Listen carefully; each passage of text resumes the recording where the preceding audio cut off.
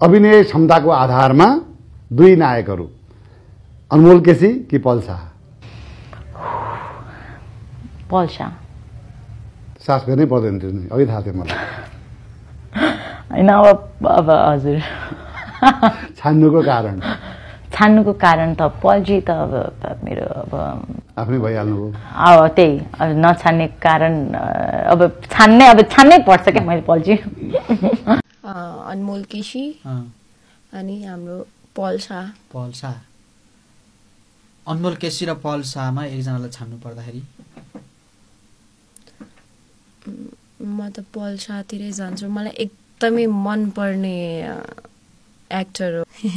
मलाई चाहिँ एकदम भित्रदेखि मनपर्छ पल शाह चाहिँ। समीर भट्ट र पल शाह दुवैजना मेरो बेस्ट नै हो, तर के भन्ने अब कसलाई छान्छ, समीर भट्ट या पल शाह?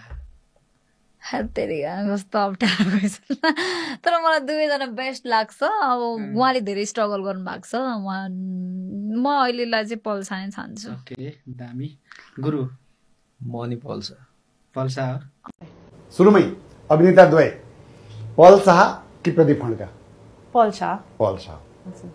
मलाई चाहिँ पल शाह कस्तो लाग्यो भने बलिउडको शाहरुख खानको फ्यान फलोइङ छ नि, नेपालको फ्यान फलोइङ भएको अहिलेको यो हाम्रो जेनेरेसनको एक्टर नायक चाहिँ पल शाह हुनुहुन्छ।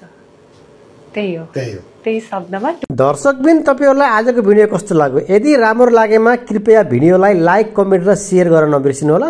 र यदि तपाईले हाम्रो युनिक च्यानल वानलाई सब्स्क्राइब गर्नुभएको छैन भने कृपया आजै सब्स्क्राइब गरेर हामीसँग जोडिनु होला, किनकि दर्शकबिन हामीले यस च्यानलबाट यस्तै नयाँ ताजा अपडेटहरु लिएर आउने छौं, जसले गर्दा हजुरहरुलाई धेरै कुराको नलेज दिन्छ। Thank you for watching video. Bye by.